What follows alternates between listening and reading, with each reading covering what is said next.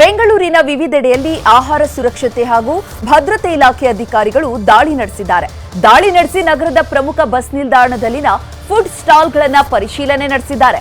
ಅಲ್ಲದೆ ಕೆಲವು food ಸ್ಟಾಲ್ಗಳಿಗೆ notice ಕೂಡ ಜಾರಿ ಮಾಡಿದ್ದಾರೆ. ಬಸ್ ಸ್ಟ್ಯಾಂಡ್ ಫುಡ್ ಸ್ಟಾಲ್ಗಳಿಗೆ FSSAI ಶಾಕ್. 69 ಫುಡ್ ಸ್ಟಾಲ್ ಮೇಲೆ ದಾಳಿ, ಶುಚಿತ್ವ ಪರಿಶೀಲನೆ.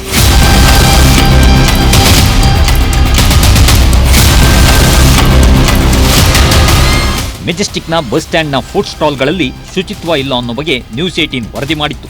ತಿಂಡಿ ತಿನಿಸುಗಳಲ್ಲಿ ನೊಣ, ಸೊಳ್ಳೆ, ಕ್ರಿಮಿಕೀಟ ಪತ್ತೆಯಾಗುತ್ತವೆ ಅನ್ನೋ ಆರೋಪದ ಜೊತೆಗೆ ಸಾರ್ವಜನಿಕರ ದೂರು ಆಧರಿಸಿ FSSAI ರೇಡ್ ಮಾಡಿದೆ. ಮೆಜೆಸ್ಟಿಕ್ ಸೇರಿದಂತೆ ನಗರದ 12 ಬಸ್ ನಿಲ್ದಾಣಗಳ ಫುಡ್ ಸ್ಟಾಲ್ ಮೇಲೆ ರೇಡ್ ಮಾಡಿ ಶುಚಿತ್ವ ಹಾಗೂ ಆಹಾರ ಸುರಕ್ಷತೆಯ ಬಗ್ಗೆ ಪರಿಶೀಲನೆ ನಡೆಸಿ ವಾರ್ನಿಂಗ್ ಕೊಟ್ಟಿದ್ದಾರೆ. ಆಹಾರ ಅಧಿಕಾರಿಗಳ ಕಾರ್ಯಕ್ಕೆ ಪ್ರಯಾಣಿಕರು ಮೆಚ್ಚುಗೆ ವ್ಯಕ್ತಪಡಿಸಿದ್ದಾರೆ. ನಾವು ಟಿಫಿನ್ ಅಥವಾ ಮನೆಯಿಂದ ಏನು ತರಲ್ಲ, ಅಂಥದ್ರಲ್ಲಿ ಡೆಂಗು, ಮಲೇರಿಯಾ ಅಂತ ರೋಗಗಳಿಂದ ಪರಿಹಾರಕ್ಕೆ ಫುಡ್ ಸೇಫ್ಟಿ ಬಹಳ ಇಂಪಾರ್ಟೆಂಟು.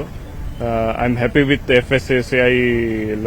ಕೆಲವೊಂದು ಏನ್ ಮಾಡ್ತಾರೆ ಅಂದ್ರೆ ಓವರ್ ನೈಟ್ ಸ್ಟೇ 2-3 ದಿವಸ ಸ್ಟಾಕ್ ಫುಡ್ ಇಟ್ಟಿರ್ತಾರೆ, ಫ್ರೆಶ್ ಆಯಿಲ್ ಯೂಸ್ ಮಾಡಲ್ಲ.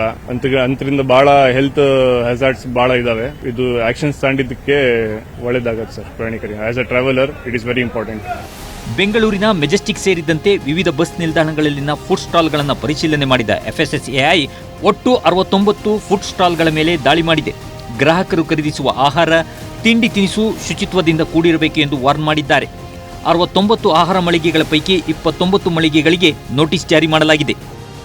ಹಿಂದ್ಗಡೆ ಬಂದು ಎಲ್ಲನೇ ಎಕ್ಸ್ಪೈರಿ ಡೇಟು, ಕ್ಲೀನಿಂಗು ಎಲ್ಲ ನೋಡ್ಬಿಟ್ಟು ಎಲ್ಲ ಚೆಕ್ ಮಾಡ್ಬಿಟ್ಟು ಹೋದ್ರು. ಎಲ್ಲ ಕ್ಲೀನಿಂಗ್ ಇತ್ತು, ಆಮೇಲೆ ಎಕ್ಸ್ಪೈರಿ ಡೇಟ್ ಯಾವುದೂ ಇದಾಗಲಿಲ್ಲ. ಅದನ್ನ ನೋಡ್ಬಿಟ್ಟು ಎಲ್ಲ ಚೆಕ್ ಮಾಡ್ಬಿಟ್ಟು ಹೋದ್ರು. ಪರವೆಲ್ಲ ನೀಟಾಗಿ ಇಟ್ಕೊಂಡಿದ್ದಾರೆ ಅಂದ್ಬಿಟ್ಟು ಹೋದ್ರು ಅಷ್ಟೇ. ಆಮೇಲೆ ಎಲ್ಲಾನು ನೋಡಿದ್ರು, ಈ ಲೇಸು, ಬಿಸ್ಕೆಟು, ಕೂಲ್ ಡ್ರಿಂಕ್ಸು ಎಲ್ಲ ನೋಡ್ಬಿಟ್ಟು ಒಳಗಡೆ ಎಲ್ಲ ನೋಡಿ ಹೋದ್ರು. ಅಲ್ಲಿ ಒಂದು 4-5 ಸಲ ಬಂದಿದ್ರು, 4-5 ದಿವಸದಲ್ಲಿ. ಏನಿಲ್ಲ, ಏನ್ ಪ್ರಾಬ್ಲಮ್ ಇಲ್ಲ ಅಂತ ಹೇಳೋದು. ಎಲ್ಲ ಚೆಕ್ ಮಾಡಿದ್ರು. ಏನೇನು ಚೆಕ್ ಮಾಡಿದ್ರಿ? ಎಲ್ಲ ಡ್ರೈ ಫ್ರೂಟ್ಸ್ ಮತ್ತೆ ಬಿಸ್ಕೆಟ್ಸ್ ಎಲ್ಲ ಚೆಕ್ ಮಾಡಿ ಹೋಗಿದ್ರು. ಹೇಳಿದ್ರು ಅಂದ್ರೆ ಎಕ್ಸ್ಪೈರಿ ಆಗಿದೆ ಅಂತ. ಎಕ್ಸ್ಪೈರಿ ಮತ್ತೆ ರೇಟ್ಗಳ್ದೆಲ್ಲ ಹೇಳ್ಬಿಟ್ಟೋದ್ರು. ಕಸ್ಟಮರ್ ಎಲ್ಲ ಕೇಳ್ಬಿಟ್ಟೋದ್ರು. KSRTC ಎಲ್ಲ ಕೇಳ್ಬಿಟ್ಟೋದ್ರು.